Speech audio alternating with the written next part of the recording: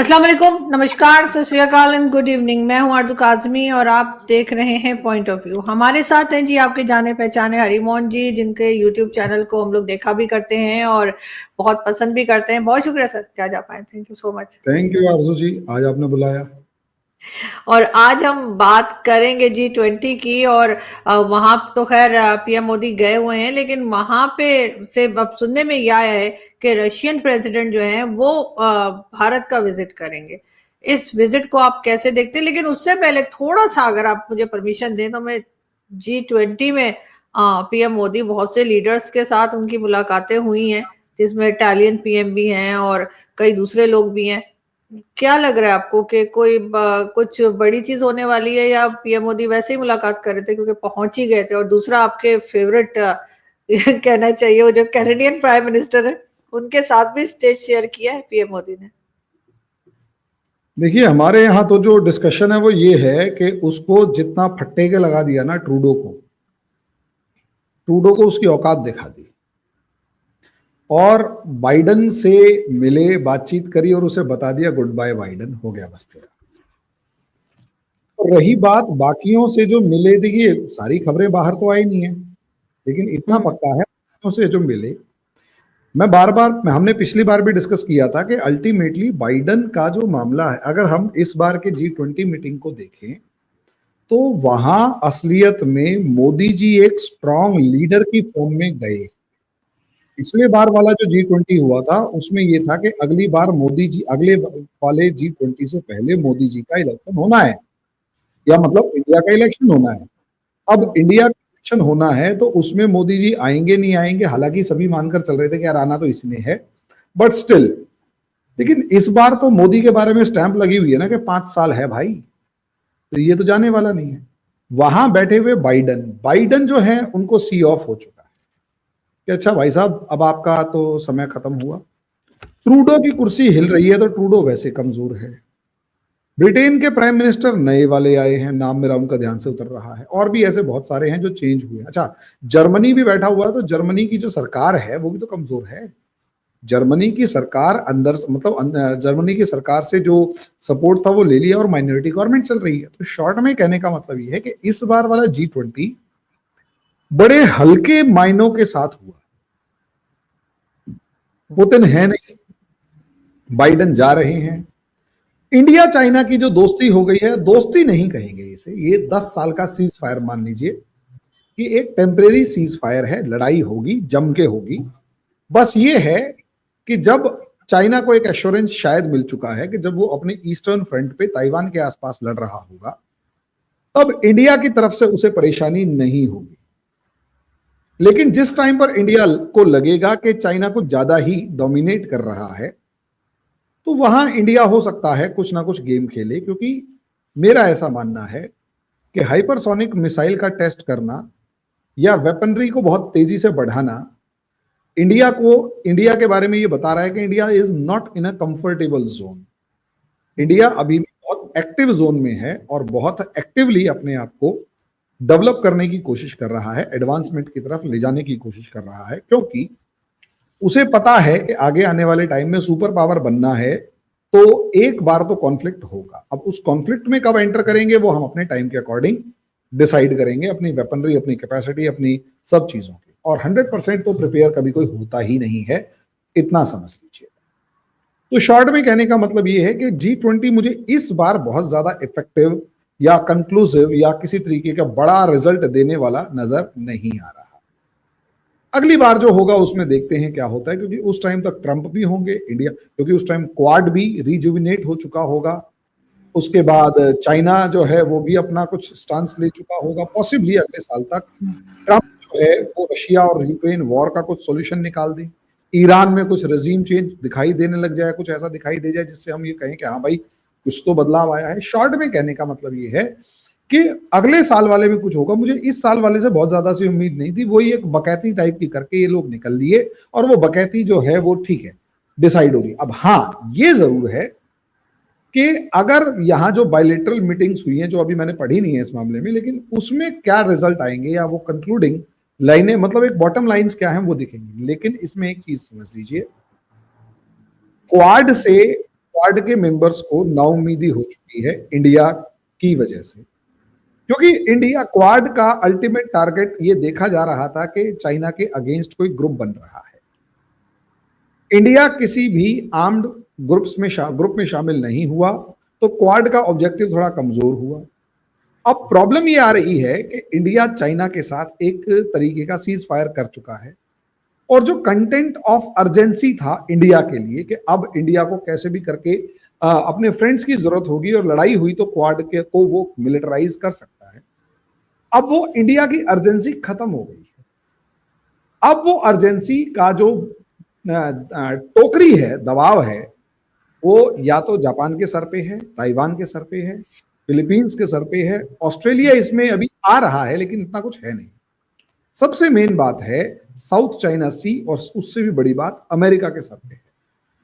India इस पूरे कलेश से, उस पूरी कॉन्फ्लिक्ट से बाहर निकल, और फिर आप कहेंगे आपकी, हालांकि आप मेरी इस बात से एग्री नहीं करते, लेकिन मैं जो शी जिनपिंग की बॉडी लैंग्वेज देख रहा हूं, उस बॉडी लैंग्वेज में साफ तौर पर नजर आ रहा है कि इंडिया के साथ टेम्परेरी सीज फायर है वो, और इंडिया भी जानता है ये टेम्परेरी है। मोदी जी की बॉडी लैंग्वेज बता रही है कि वो जानते हैं टेम्परेरी है, बस टाइम मिल गया।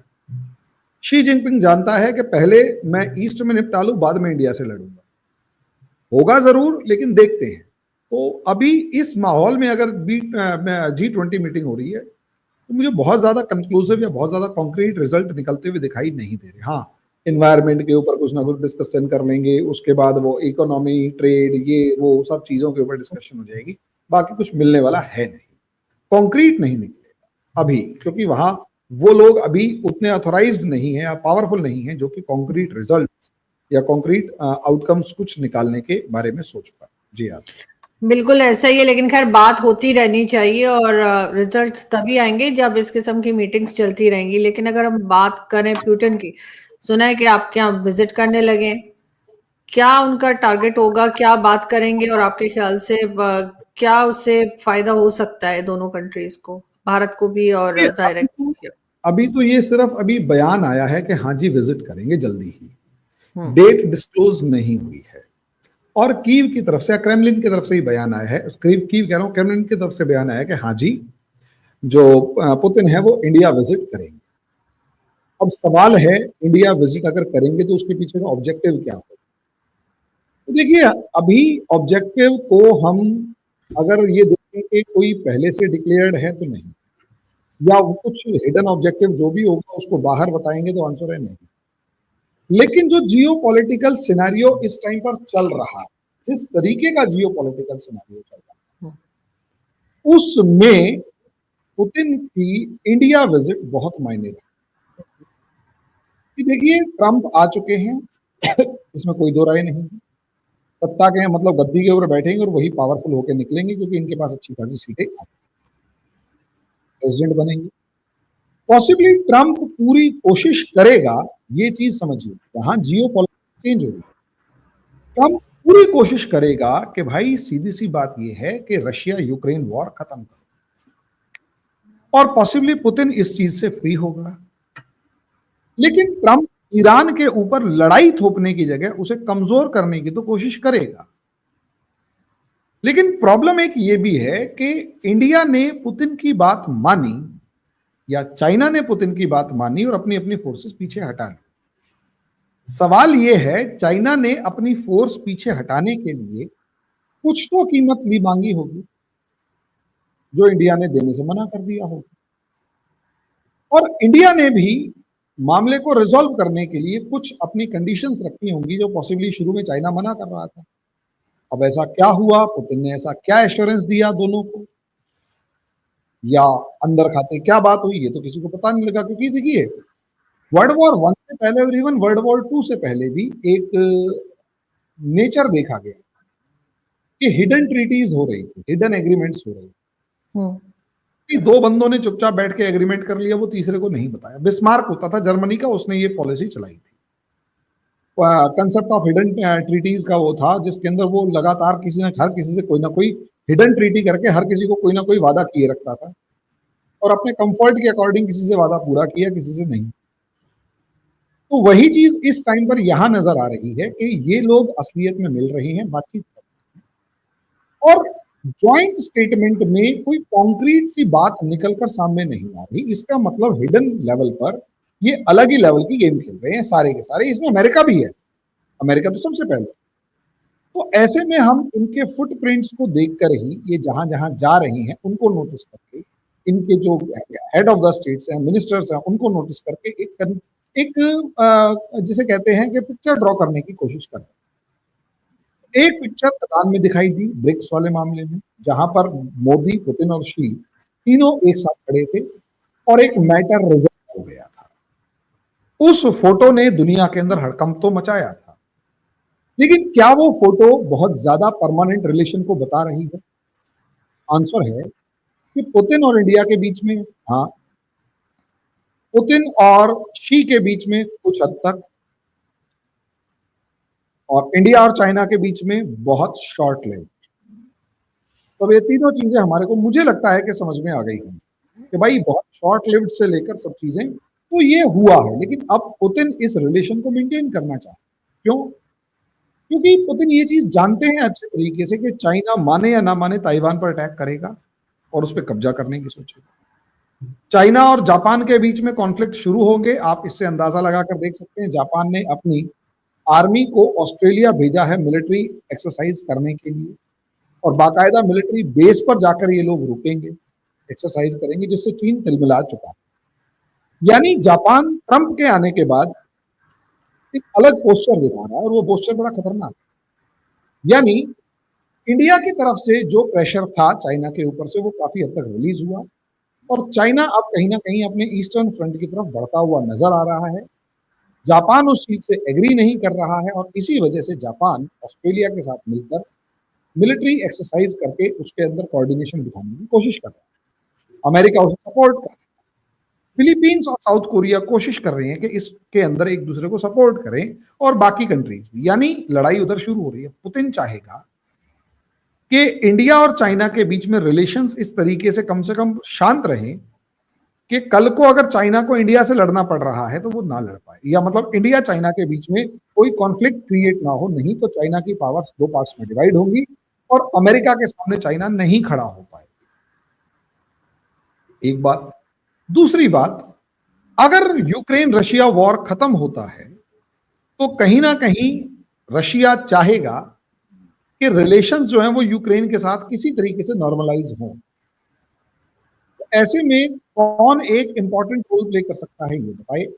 ऑब्वियस सी बात है। तो एक चीज ये भी है कि इंडिया क्योंकि एक इंपॉर्टेंट रोल प्ले कर सकता है वहां पर, तो पुतिन पॉसिबली मतलब उन अपॉर्चुनिटीज को, उन पॉसिबिलिटीज को एक्सप्लोर करने आ रहे हैं कि भाई हाँ बोलो क्या चाहिए। तीसरा, नेक्स्ट, इंडिया और रशिया के बीच में जो डिफेंस टाइज हैं वो बहुत, और इसमें भी कोई तो राय नहीं है कि रशियन इकोनॉमी को रिवाइव करने के लिए पुतिन को कुछ बिजनेस ट्रेड चाहिए। और इंडिया के पास 1,21,000 करोड़ रुपीज या 1,40,000 करोड़ रुपीज के आसपास एक टेंडर है जो हम एयरक्राफ्ट खरीद रहे हैं, और रशिया चाहेगा कि सुखोई 35 एयरक्राफ्ट जो है वो इंडिया खरीदे। उसके साथ जो भी आर्म्स, एम्यूनिशन और दूसरी चीजें होंगी इंडिया को वो प्रोवाइड करने की बात करेगा। हो सकता है टेक्नोलॉजी ट्रांसफर भी करे, और भी इंडिया को जो जो टेक्नोलॉजी चाहिए होंगी रशिया उसके साथ ऑपरेट करता हुआ नजर आएगा। तो इसे समझिए, ये एक तरीके की थैंक्स विजिट। लेकिन ट्रंप के आने के बाद की स्ट्रेटेजी भी डिस्कस हो रही है, और मुझे पूरा विश्वास कि जिस तरीके से चाइना रशिया के कॉन्फ्लिक्ट में दूर खड़ा रहा, रशिया यूक्रेन कॉन्फ्लिक्ट में दूर खड़ा रहा, ट्रेड एज यूजुअल चलता रहा, लेकिन बाकी मामलों में आगे नहीं बढ़ा। और उसके पीछे एक बड़ा रीजन इंडिया भी था, क्योंकि इंडिया ने रशिया पर कंसिस्टेंटली दबाव बनाए रखा। तेल खरीदने के बाद, भाई तेल खरीद रहे हैं तो रशिया दबाव में है, और रशिया भी चाहता था कि चाइना का कोई काउंटर मिले, वो इंडिया ने किया। अब मुझे पूरा भरोसा है कि जब ये लड़ाई ताइवान की तरफ से तो पॉसिबिलिटी पूरी है, इंडिया की तरफ से मोदी जी पुतिन को अब समझा रहे होंगे, पुतिन भाई कुछ भी कर ले, रशिया की लड़ाई अमेरिका, चाइना की लड़ाई अमेरिका से होती है, मरने दो, तू क्यों मर रहा है, तू बिजनेस कर, तू इकोनॉमिक डिवाइड कर। तो ये इस टाइम पर नजर आ रहा है। जब रशिया लड़ रहा था तो चाइना चुप बैठा हुआ था, और जब अब चाइना लड़ेगा तो रशिया को चुप बैठने रहने के लिए एक इंपॉर्टेंट पर्सनैलिटी चाहिए जो उनको समझाए रखे।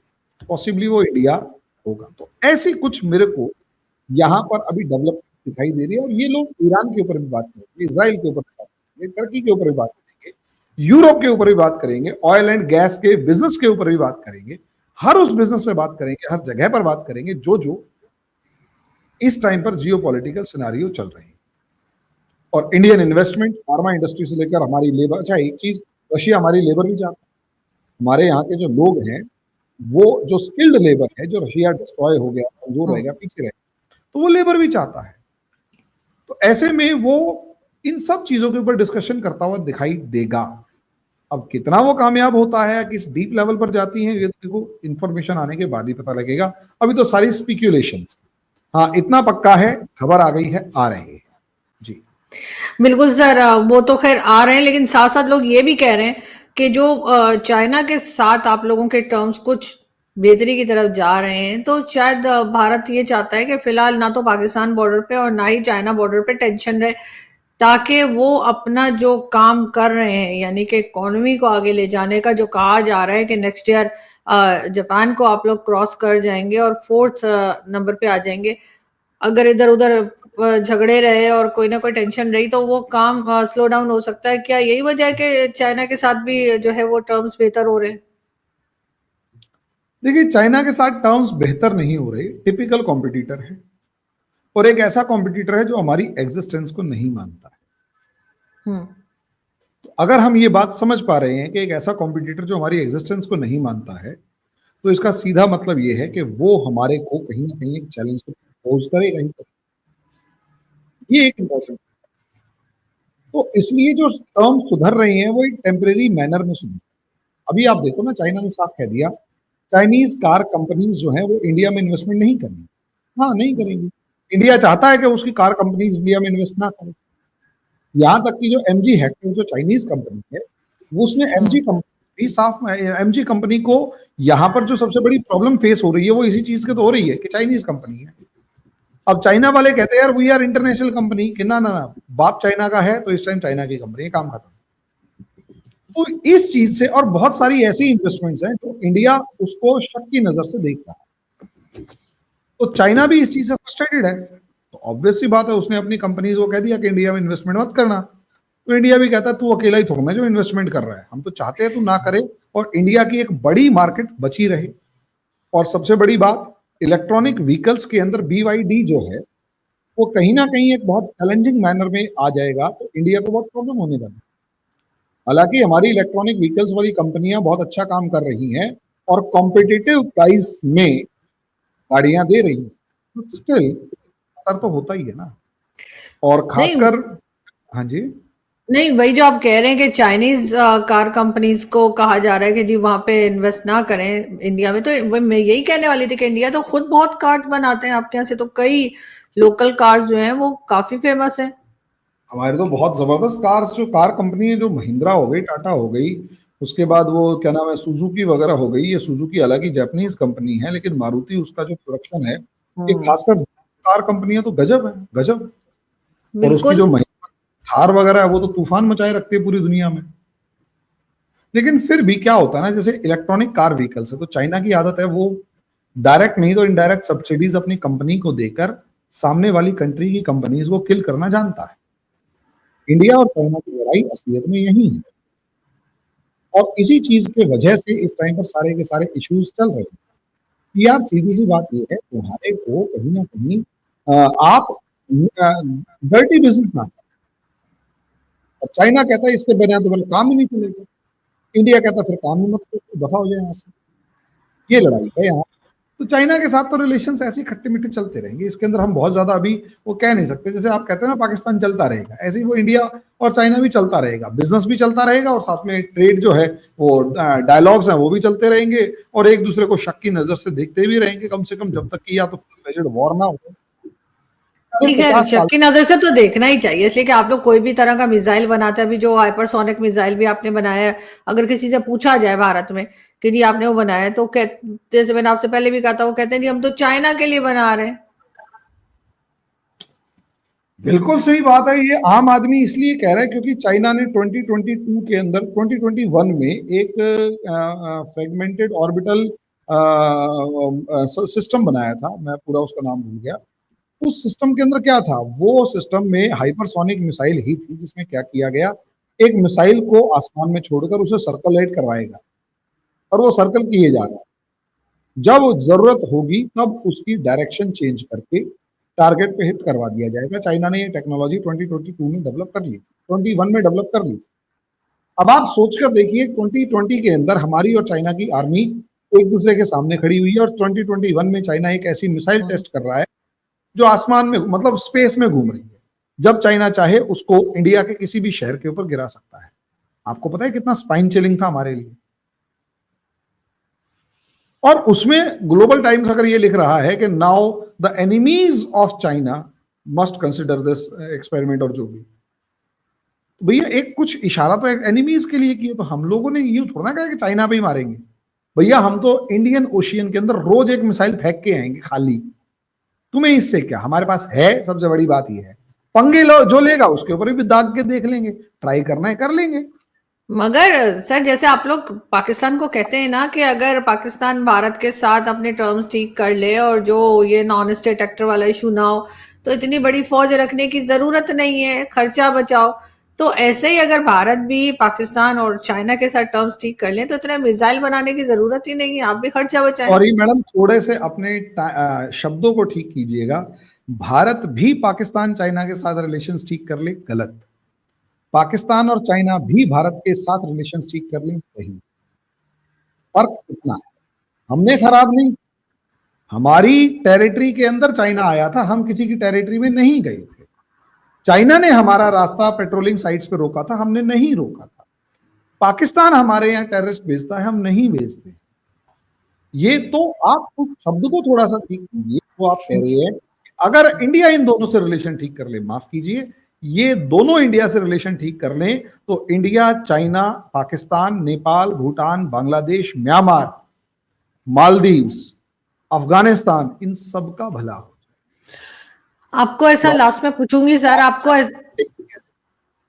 सर एक चीज लास्ट में पूछूंगी, आपको ऐसा नहीं लगता कि अमेरिका नहीं चाहता कि ये जितनी कंट्रीज के आपने नाम लिए हैं ये आपस में इनके रिलेशंस ठीक हो? वो भी चाहता है कि गड़बड़ मची रहे ताकि उसको फायदा हो, और ये चाहे भारत को ही ले लीजिए, मतलब वो आगे उस तरह से ना बढ़ सके। वरना तो अगर यहाँ अमन हो गया, सब लोग आराम से रहने लगे, तो भारत तो सुपर पावर बनने की तरफ भी जा सकता है।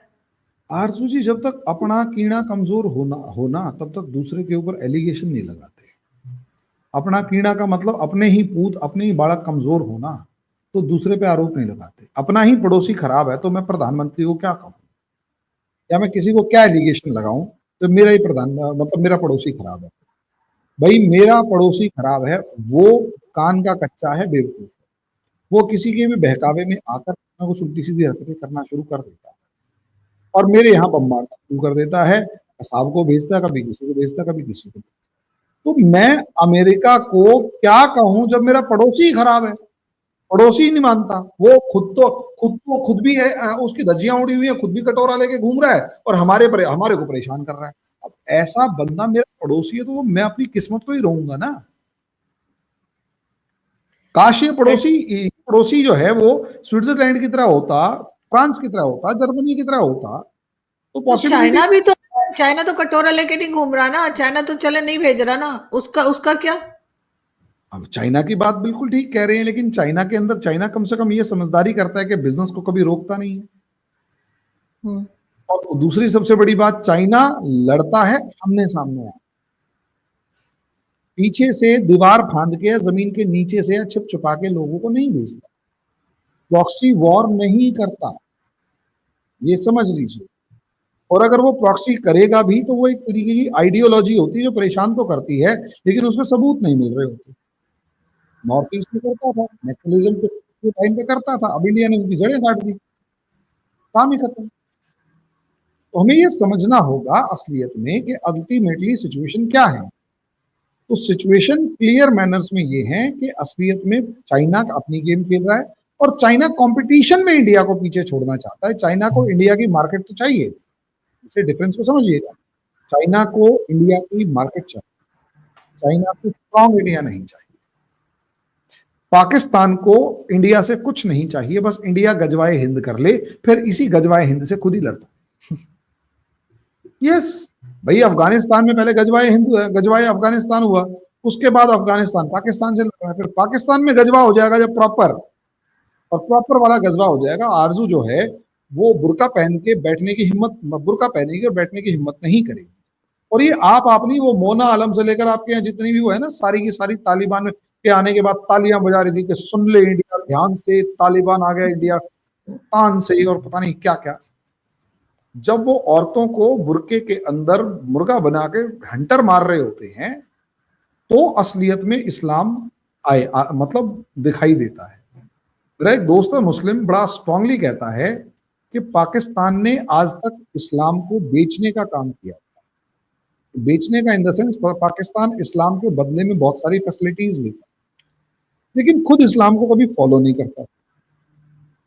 अब ये तालिबानी आ गए हैं, ये तालिबानी पाकिस्तान को असली इस्लाम सिखाएंगे। सर अब वो तो सऊदीया भी नहीं करता, वो तो यूएई भी नहीं करता, वो तो बाकी की कई गल्फ कंट्रीज नहीं करती, और नए जमाने के साथ जिस तरीके से चलती हैं। तालिबान आपको सिखाएगा सर ना करें ऐसी खौफनाक बातें। तालिबान आपको सिखा रहा है और अभी भी सिखा रहा है। हम रोज कुछ ना कुछ प्रोग्राम उसी के ऊपर कर रहे होते हैं। सर ना करें इतनी खौफनाक बातें। नहीं, मैं क्या कर रहा हूँ, आपको डर लग रहा है तो वो आपकी कमजोरी है, गलती है। मैं तो जो सच है वो बता रहा हूँ कि भाई हालात बहुत बुरे होते जा रहे हैं और लगातार होते जा रहे हैं, और पाकिस्तानी इस चीज को मान नहीं रहे। आप ये सोचिए, bit by bit you are losing Khyber Pakhtunkhwa के पीछे। अगर आपकी चौकियों में से पुलिस वालों को उठा के ले जाते हैं चौकियों में से, तो उसका मतलब ये है कि वहां पर आपकी जो अथॉरिटी है वो कमजोर पड़ रही है। और वहां अगर अथॉरिटी कमजोर पड़ रही है और रोज का आप 1 किलोमीटर लूज कर रहे हैं, तो महीने में 1 किलोमीटर लूज कर रहे हैं, तो कितना टाइम लगेगा उन सबको एक एक करके चौकियों पे कब्जा करते हुए इस्लामाबाद तक पहुंचने के? सर ना करें खौफनाक बातें, ऐसा कभी नहीं होगा, और आई एम श्योर कि कहीं ना कहीं लोगों को रोका जाएगा। वो मैं चाहता हूं ना हो, लेकिन वो इंडस रिवर के बॉर्डर तक आने के बाद रुकेंगे।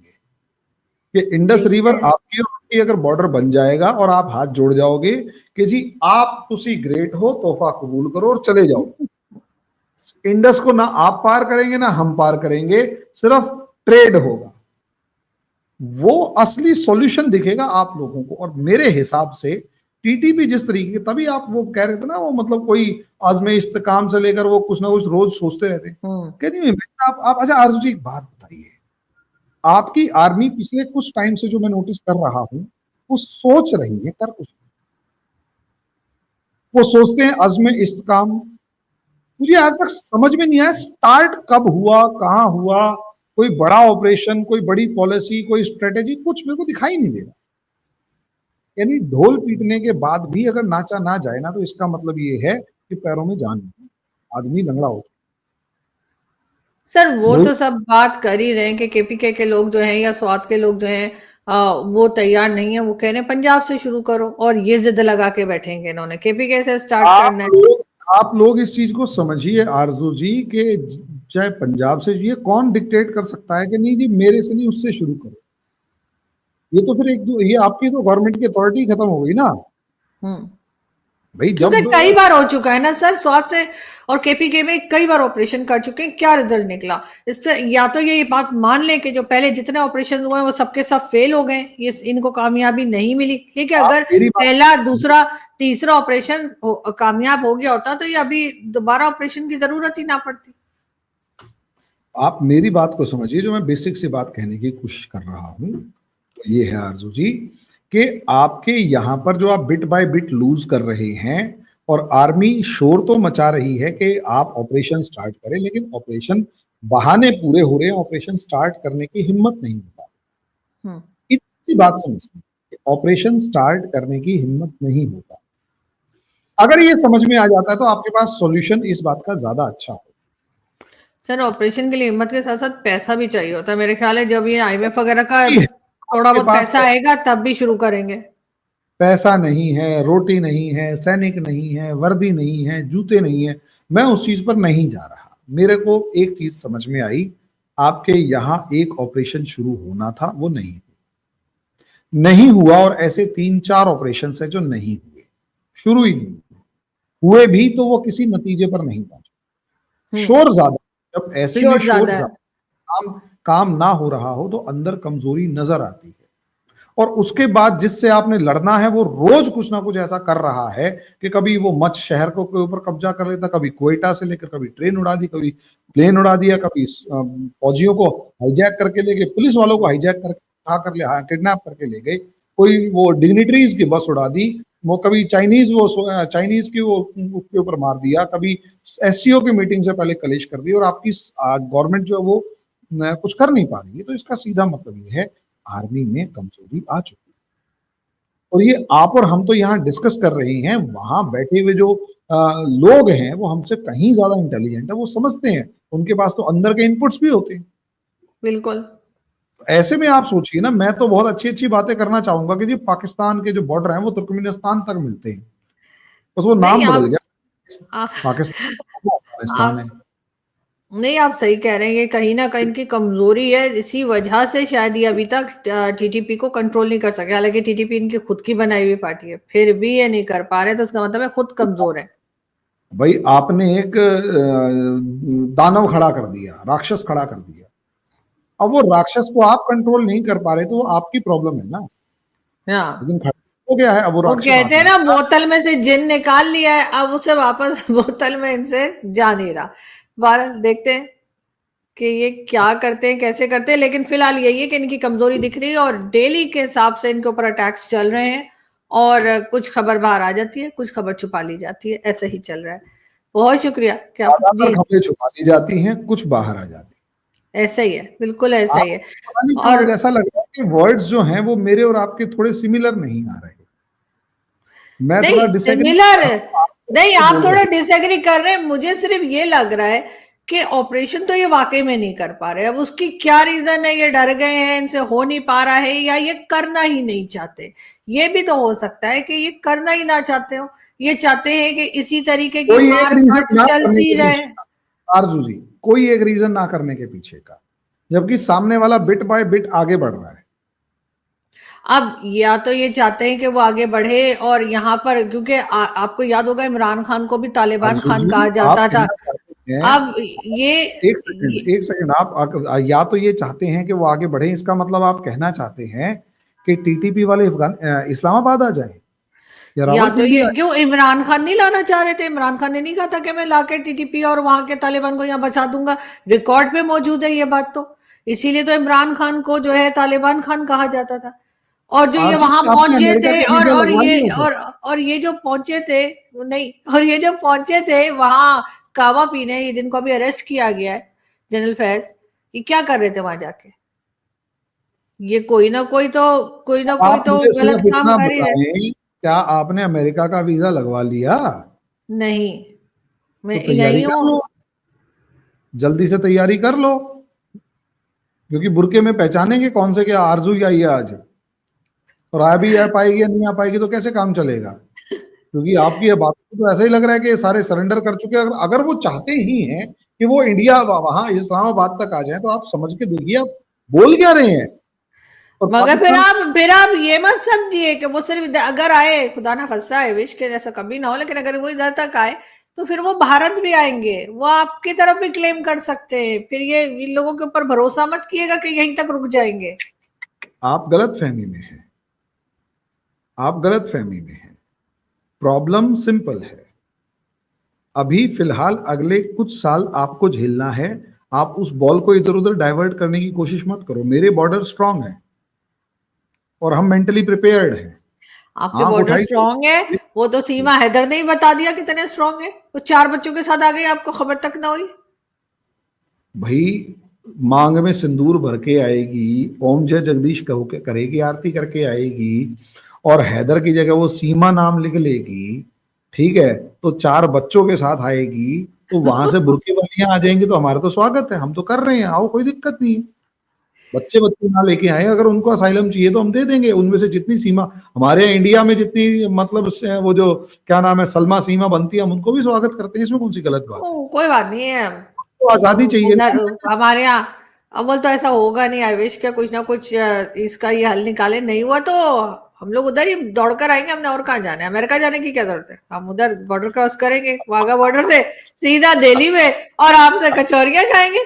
आपने कचौरी का वादा किया है। चलो वो वादा कचौड़ी का हम पूरा करेंगे, हनुमान मंदिर के अंदर ही कचौड़ी खाई जाएगी, और ऐसा जानी ही मानी है। कचौड़ियां हैं वो हनुमान मंदिर की। हाँ, ठीक है। और ज्यादा, और जब मैं जाने लगूंगी तो मैं पैक भी करवा के लेके जाऊंगी, ये भी बता देती हूँ आओगे अभी। कहाँ, फिर तो यहीं के रह जाओगे, वो तो घुसने नहीं देंगे आपको। नहीं तो कहीं किसी घर में तो रहती होंगी ना, कि हाँ फुटपाथ पे फिर रहूंगी, तो वहां घर ले जाऊंगी पैक करा के। क्योंकि मुझे आपके कचौरियां फैन बहुत पसंद मेरी है। है। कचौरी के लिए मैं मतलब कोई कंप्रोमाइज नहीं कचौरी के आगे। तो चलो बहरहाल बहुत शुक्रिया, आपने ज्वाइन किया, हमेशा की तरह बहुत अच्छा लगा आपसे बात करके। बहुत कुछ सीखने को भी मिलता है और बहुत कुछ डरने को भी मिलता है। तो ये भी शुरू हो गया कि आखिर में जाते जाते हरिमोहन जी कोई ना कोई ऐसी बात कर देते हैं कि हम लोग घबरा जाएंगे क्या हो रहा है। लेकिन बहरहाल मैं ये क्यों पूछ रहा हूँ, आप उसमें डर रहे हो, मैं क्वेश्चन पूछ रहा हूँ। ये लेकिन इन जो तो अगर अथॉरिटीज हैं जी। आप कह रहे थे ना भाई, अगर अब मान लिया आप अलर्ट नहीं है और आपको समझ में नहीं आ रहा कि आने वाला खतरा क्या है, तो वो गलती हम्म आपकी है ना। मेरे को यहाँ बैठे हुए दिखाई दे रहा है कि इमरान खान कह रहा है कि मैं तालिबानियों को यहाँ बसाऊंगा। ओ हाँ, काका, सांप बाहरी अच्छे जंगल में, तू अपने घर वही में तो बसा। इमरान खान ने स्टेटमेंट दिए थे, उसके उनके स्टेटमेंट रिकॉर्ड पे मौजूद है। लेकिन बहरहाल देखते हैं कि क्या होता है, और डेफिनेटली हम इस पे बात करते रहेंगे। बहुत शुक्रिया कि आपने आज ज्वाइन किया। Thank you.